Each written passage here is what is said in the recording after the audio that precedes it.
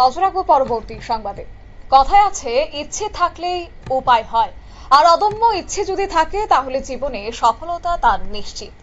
এমনই একটি ছবি, নিদারুণ ছবি ধরা পড়েছে আমবাসা মহকুমাতে। বিশেষ করে রোমিও রাঙ্খল নামের এক যুবক, সে এই বছর মাধ্যমিক পরীক্ষায় সে বসেছে এবং মাধ্যমিক পরীক্ষায় বসে সে উত্তীর্ণ হয়েছে। সে পায়ে লিখে মাধ্যমিক পরীক্ষায় কৃতকার্য সফলতা অর্জন করেছে।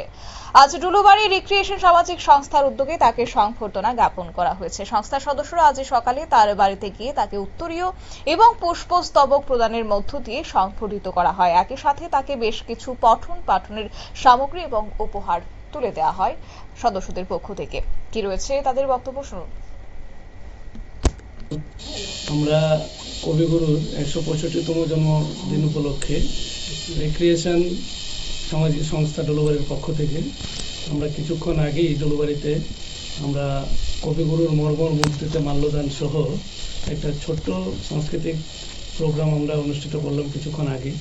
তার পরবর্তী প্রোগ্রামে আমরা আমাদের এলাকার একজন ছাত্র রোমিও রাঙ্খল, যিনি এই বছর 2025-এর মাধ্যমিক পরীক্ষায় শুধুমাত্র পায়ের সাহায্যে লিখে ওর কৃতিত্বের পরিচয় রেখেছেন।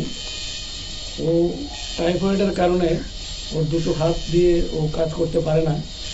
তো ওর অদম্য মনোবলকে উৎসাহ দিতে আমরা সামাজিক সংস্থার পক্ষ থেকে এখানে মিলিত হয়ে ওকে আমরা সংস্থার পক্ষ থেকে সংবর্ধিত করলাম এবং ওর আগামী দিনে সুন্দর একটা ভবিষ্যৎ কামনা করে আমরা সংস্থার পক্ষ থেকে ওকে এবং ওর পরিবারকে আন্তরিকভাবে আশীর্বাদ করলাম। ঈশ্বর মঙ্গল করুন ওনাদের। আপনারা শুনলেন সংগঠনের সদস্যদের বক্তব্য। অর্থাৎ আজ যেহেতু রবীন্দ্রনাথ ঠাকুরের জন্ম জয়ন্তী এবং 25শে বৈশাখ, সেই উপলক্ষে কবিগুরু রবীন্দ্রনাথ ঠাকুরের মর্মর মূর্তি প্রাঙ্গণে প্রভাতী অনুষ্ঠানের আয়োজন করা হয়। সেই সাথে আয়োজন করা হয় প্রভাত ফেরির।